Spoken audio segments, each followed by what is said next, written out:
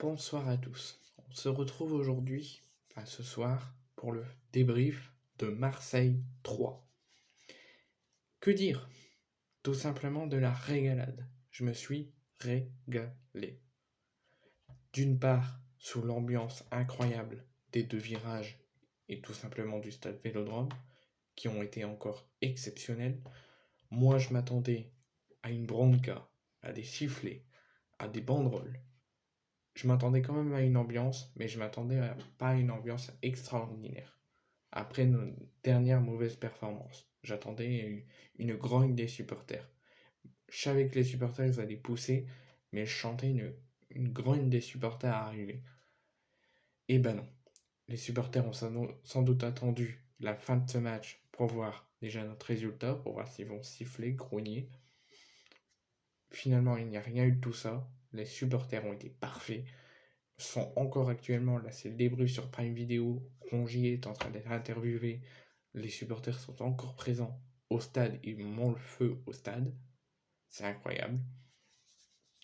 Les deux virages ont été parfaits, une ambiance extraordinaire, des chants qui n'ont pas été arrêtés, des engins pyrotechniques qui ont été allumés mais en folie. Franchement, les tifos ont été parfaits, les supporters, je vous remercie, vous avez mis l'ambiance au stade et vous avez poussé les joueurs à la victoire. Maintenant, on va revenir aux joueurs et je vais vous annoncer donc déjà le groupe que Igor Tudor avait convoqué avant la rencontre pour ce match. Donc cette fois-ci, il ne fait pas comme les dernières rencontres à prendre 3 gardiens, il n'en prend que 2. Paolo Lopez et Ruben Blanco. Simon Nkapetutubu est en tribune. Défenseur, Chancel Mbemba, Samuel Gigot, Seth Kolasinac, Jonathan Klaus, Eric Bailly, Nuno Tavares, Caboret et Balerdi. Milieu de terrain, Verretou, Rongier, Kendouzi, Malinowski et Elmaz. Attaquant, Vitinha, Mouré, Payet, Sanchez et Under. Donc c'est le groupe que Igor Tudor a convoqué juste avant la rencontre. Ensuite, on va parler de la composition officielle que Igor Tudor a concoctée. J'en avais fait une vidéo, mais je vais vous en reparler dans ce débrief. Donc Paolo Lopez au but, Gigot, Mbemba, Kolasinac, Piston, Caboret et Klaus, Verretou, Rongier au milieu, Under, Vitinha et Sanchez. La bonne nouvelle, c'est qu'il a enfin décidé de ne pas mettre Balerdi, malgré que c'est un très grand joueur. En ce moment, il ne mérite pas d'être à l'OM et de jouer à l'OM. Donc enfin, il a compris de ne pas le mettre titulaire. J'attendais une titularisation d'Eric Bailly. Il est rentré à la 74e, mais j'attendais une titularisation quand même. Peut-être pas le match complet, mais j'attendais une titularisation quand même. La surprise, c'est la mise sur le banc de Nuno Tavares, qui est remplacé par Caboret et Klaus en piston. La surprise, c'est qu'il a mis l'association Vitinha Sanchez qui a très bien fonctionné aujourd'hui, avec enfin l'ouverture du compteur de but de Vitinha et son premier doublé à l'OM au Vélodrome et tout simplement en Ligue 1 avec l'OM.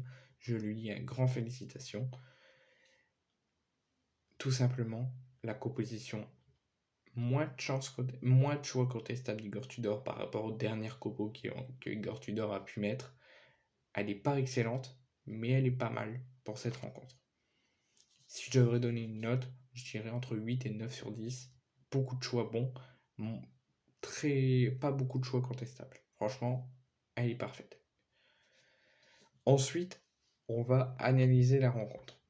Première mi-temps, franchement, rien à dire. On est parfait. On réagit bien, on devait réagir, on devait être à la hauteur du rendez-vous, on devait les asphyxier 3, on devait pousser vers le succès, pousser vers les buts avec le soutien des supporters. On devait réagir après nos 5 matchs de suite au Vélodrome sans victoire. Notre dernière mauvaise performance à l'extérieur au Moustoir, on devait réagir sous peine de potentiellement dire au revoir à la Ligue des Champions. On s'est réveillé et en première mi-temps, franchement, je me suis régalé. L'OM a été partout, l'OM n'a rien lâché. Quand 3 récupérait le ballon, l'OM courait hyper vite, allait la récupérer. Copie parfaite à la mi-temps de cette rencontre. Il n'y a rien à dire. Tout le monde a été à la hauteur de ce premier acte. Tout le monde a écouté Igor Tudor. Tout le monde s'est écouté. Tout le monde s'est parlé. Le match était très intense avec l'ambiance explosive des supporters de la première à la 90e minute. Défensivement, on était serein, on jouait pas bloc bas à relancer comme des fous, on était concentré, ça sécurisait, on jouait bloc haut, on a tout simplement, en cette première mi-temps, fait le taf. Tout simplement. Il n'y a rien à dire, aucun déchet technique, aucun erreur technique, on a été parfait en cette première mi-temps. Il n'y a rien à dire, franchement, il n'y a rien à dire, tout le monde a été parfait, donc mes tops et mes flops, personne n'a été mauvais, j'ai aucun flop. Match moyen, bon, Mbemba revient tout doucement titulaire, il n'a pas été parfait, il y a des bonnes choses, il y a des mauvaises choses, mais il en est de progression. Klose, par contre, très transparent, comme 3 a été très transparent cette première période, donc je m'attendais plus de la part de Klose, mais c'est Mbemba et Klose qui ont fait le premier acte moyen, sinon Kolasinac, Gigot, Caboret, Pau Lopez, Vitinha, Sanchez, tout le monde a été parfait en cette première mi-temps. Il n'y a rien à dire. La bonne partie de l'équipe fait partie de mes tops. Sur la deuxième période, où c'est plus une deuxième période où on laisse 3 jouer, on laisse 3 avoir des occasions, on laisse 3 se réveiller, plusieurs occasions troyennes, nous on lâche pas, on met toujours des occasions, mais moins intenses qu'en première période, c'est plutôt une deuxième période pour nous, moins intense et plus en contrôle. Comme j'ai dit, on laisse 3 tenter des choses, on laisse 3 faire des passes, tenter des gestes techniques. Nous, on se calme un peu, on est plus en contrôle, on fait des passes, on construit, on est sérieux.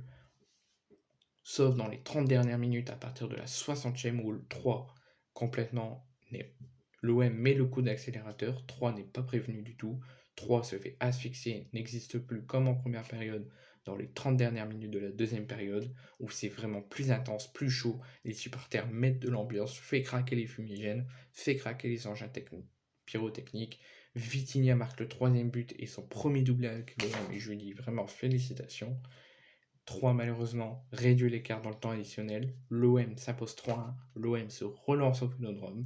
L'OM se relance à la course à la Ligue des Champions. Profite du faux pas de Lens à Paris.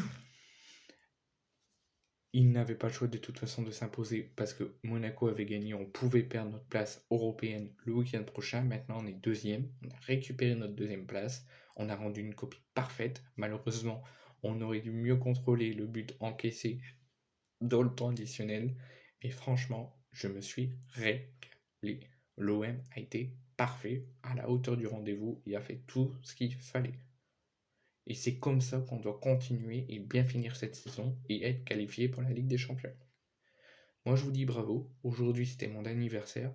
Vous m'avez fait un grand cadeau d'anniversaire. Malheureusement, le but encaissé, c'est tout. On laisse de côté. Vous avez gagné, vous avez été parfait, vous m'avez régalé. Les supporters aussi m'ont régalé. C'est un grand cadeau d'anniversaire. Et Vitinha, c'est aussi un grand cadeau d'anniversaire que tu as réussi à marquer ton premier doublé. Je me suis régalé. Franchement, j'en ai les yeux qui piquent tellement que l'OM a été perfecto.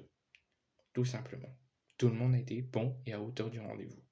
Maintenant, on se prépare, on fait une bonne semaine d'entraînement, on reste concentré, on reste focus et on va battre l'Olympique Lyonnais dimanche prochain à 20h45 comme aujourd'hui pour l'Olympico, le dernier de la saison, où j'espère qu'il n'y aura pas d'incident, pas de jet de bouteille, tout ça, mais j'espère que l'OM va profiter de cette grande victoire pour préparer au mieux le match contre Lyon, où ça sera un match toujours difficile, toujours intense, mais qu'il faudra gagner.